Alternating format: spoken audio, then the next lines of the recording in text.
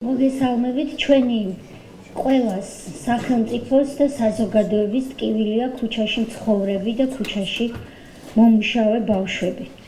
ყველა ბავშვს აქვს განვითარების უფლება, ამიტომაც ჩვენ რამდენიმე თვე ჩვენს პარტნიორ ორგანიზაციებთან, UNICEF-თან და ჩვენს კოლეგა სამინისტროებთან ტრაფიკინგის წინააღმდეგ ბრძოლის საბჭოში შევიმუშავეთ ცვლილებების პაკეტი, რომელიც დღეს მთავრობამ ერთხმად დაამტკიცა და რომელიც ემსახურება ამგვარი ბავშვების ქუჩაში მყოფი, მომუშავე და მცხოვრები ბავშვების უფლებების უკეთესად დაცვას. პირველი რაც სიახლე იქნება და მე მჯერა რომ პარლამენტი ჩვენს ამ რეფორმას მხარს დაუჭერს, საქართველოს კანონში შემოვა ახალი ცნება, მიუსაფარი ბავშვი. და ამ სტატუსზე მიბმული იქნება მთელი რიგი საჯარო სერვისებისა. მაგალითად, დღეს თქვენ იცით, რომ ამგვარი ბავშვები, როდესაც ჩვენ იუსტიციის სამინისტროს თვალთაღეთვის არეში მოხვდებიან, ვერ იღებენ საბუთებს, ვერ ხდება მათი იდენტიფიკაცია, თუ საიდან მოდიან, ვინ არიან, რომელი ქვეყნიდან შემოვიდნენ და არიან თუ არა ჩვენი ქვეყნის მოქალაქეები და აქ დაბადებულნი, იმიტომ რომ მათი იდენტიფიკაციისთვის მათზე პასუხისმგებელი სრულწლოვანი პირები ჩვენ არ მოგმართავენ და რეალურად ეს ბავშვები რჩებიან იდენტიფიკაციის პროცედურების მიღმა.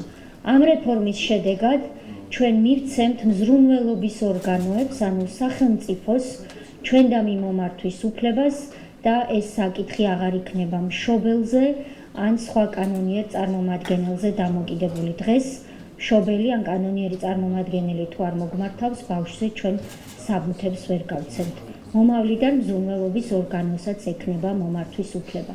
ასევე ჩვენ ვაფართოვებთ სოციალური მუშაკის უფლებამოსილებას, რომელსაც ამ რეფორმით მიეცემა საშუალება, რომ უგულებელყოფის ან ძალადობის შემთხვევაში უკიდურესი ზომის სახით დაუყოვნებლივ მიიღოს გადაწყვეტილება ბავშვის აგრესორისგან განცალკევების შესახებ, რომლის გასაჩივრებაც, რა თქმა უნდა, შესაძლებელი იქნება სასამართლოს ორი ინსტანციის წინაშე, მაგრამ ეს გადაწყვეტილება კანონიერ ძალაში შევა ისიერად და განცალკევება მოხდება მაშინვე. ჩვენ გვინდა რომ სოციალური სამუშაო განვითარდეს საქართველოში და ის უკეთესად მოემსახუროს ქუჩაში მყოფი ბავშვის უფლებებს, რომელთაც საბოლოო მომავალი, რა თქმა უნდა, არ უნდა იყოს ქუჩასთან დაკავშირებული. და ბოლოს სოციალური მუშაკის ამგვარი გადაწყვეტილებისადმი დაუმორჩილებლობა გამოიწვევს პირველ ჯერზე ადმინისტრაციულ პასუხისმგებლობას, ხოლო მეორე ჯერზე სისხლის სამართლებრივ პასუხისმგებლობას, როგორც ეს არის მაგალითად პოლიციის მიერ გაცემული დამცავი თუ შემაკავებელი ორდერისადმი დაუმორჩილებლობის შემთხვევაში. ამ რეფორმის შედეგად ჩვენ გვეყოლებიან უკეთესად დაცული ბავშვები, რომლებსაც გამოვაცლით ქუჩას ხელიდან და გვეყოლებიან ძლიერი სოციალური მუშაკები, რომლებსაც ექნებათ ამგვარი ბავშვის დაცვის უკეთესი ბერკეტები.